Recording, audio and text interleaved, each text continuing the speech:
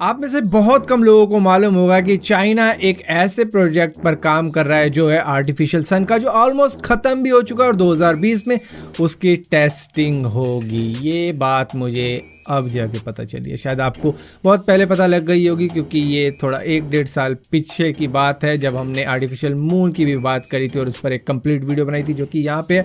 Detail में बताया था कि ये किस तरीके से काम करेगा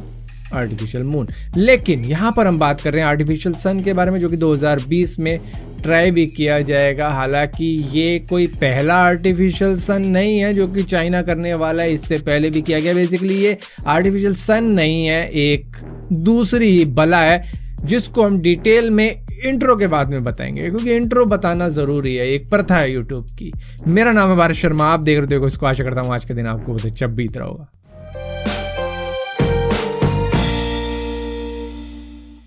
सबसे पहले तो मैं एक बात क्लियर कर देता हूं कि ये जो आर्टिफिशियल सन कहा जा रहा है वो कुछ आर्टिफिशियल मून की तरह नहीं होगा, क्योंकि जिन लोगों ने आर्टिफिशियल मून की वीडियो देख ली होगी तो उनको मालूम होगा कि एक सैटेलाइट स्पेस में भेजी जाएगी जिसके बाद में वो किसी शीशे की तरह सूरज की रोशनी को रिफ्लेक्ट करके उस जगह पर पहुंचा देगी जहां पर चाइना चाहता है कि रोशनी हो जाए रात के वक्त में भी। लेकिन इसको आर्टिफिशियल सन इस वजह से कहा जा रहा है क्योंकि सूरज के ऊपर न्यूक्लियर फ्यूजन होता है और यही चीज इस रिएक्टर में होगी जिसको हम न्यूक्लियर फ्यूजन रिएक्टर भी कह सकते हैं। और इसी के साथ साथ इसका नाम रखा गया है टोकामेक और इसी के साथ साथ इसको HL2M भी कह सकते हैं। बेसिकली एक चेंबर है जिसमें काफी ज्यादा हीट जनरेट होगी और ये हीट सूरज से करीबन 13 गुना हो सकती है। मतलब जितनी हीट सूरज के ऊपर है उससे ज्यादा हीट जनरेट की जाएगी इस चेंबर में। और इसी के साथ साथ यहाँ पर हीट इस वजह से जनरेट की जाएगी क्योंकि न्यूक्लियर फ्यूजन होने के लिए करीबन 100 मिलियन सेल्सियस का टेम्परेचर चाहिए, तब जाके न्यूक्लियर फ्यूजन इस चेंबर में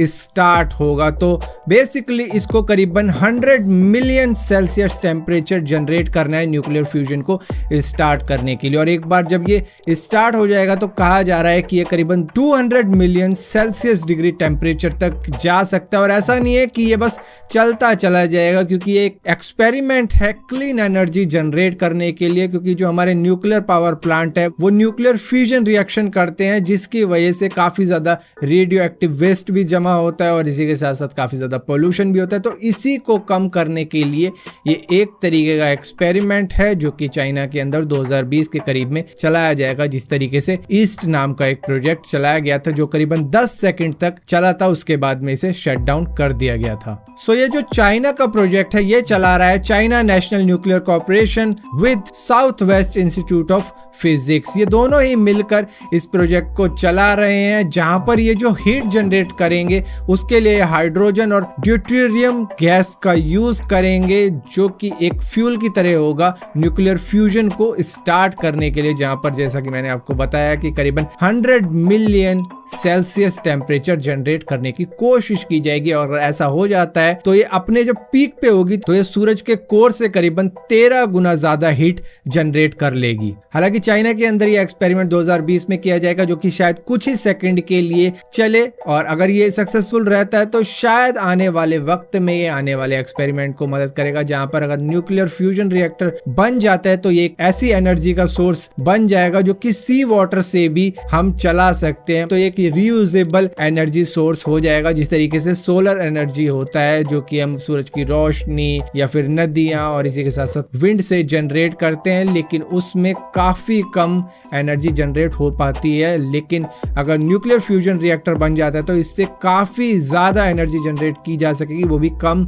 समय में, जो कि एक पूरी सिटी को इलेक्ट्रिसिटी प्रोवाइड कर सकता है। बेसिकली यहाँ पर कहने का मतलब ये है कि समुद्र के थोड़े से पानी से हम इतनी एनर्जी जनरेट कर पाएंगे जितना भी फॉसिल फ्यूल अब इस धरती पर बचा है उससे करें तो उसकी एनर्जी और समुद्र के थोड़े से पानी की एनर्जी सेम होगी। अब यहाँ पर बड़ी बात यह है कि अगर इस तरीके के एक्सपेरिमेंट सक्सेसफुल रहते हैं तो हमारे न्यूक्लियर पावर प्लांट जो कि न्यूक्लियर फ्यूजन से चलते हैं वो बिल्कुल बंद हो जाएंगे। उसके बाद में न्यूक्लियर फ्यूजन रिएक्टर बन जाएंगे जिससे हम क्लीन एनर्जी जनरेट कर पाएंगे, जो कि एनवायरनमेंट को कुछ भी नुकसान नहीं पहुंचाएगा, मतलब कम से कम नुकसान पहुंचाएगा अगर नुकसान होता भी है। और इसी तरीके का एक प्रोजेक्ट फ्रांस के अंदर भी चल रहा है जिसको ईटर के नाम से जाना जाता है, जो कि एक इंटरनेशनल प्रोजेक्ट है जिसकी फुल फॉर्म है इंटरनेशनल थर्मोन्यूक्लियर एक्सपेरिमेंटल रिएक्टर, जिसमें 34 कंट्रीज पार्टिसिपेट कर रही हैं, जो कि 2025 तक कंप्लीट हो जाएगा और उसी वक्त में इसको टेस्ट किया जाएगा। ये दुनिया का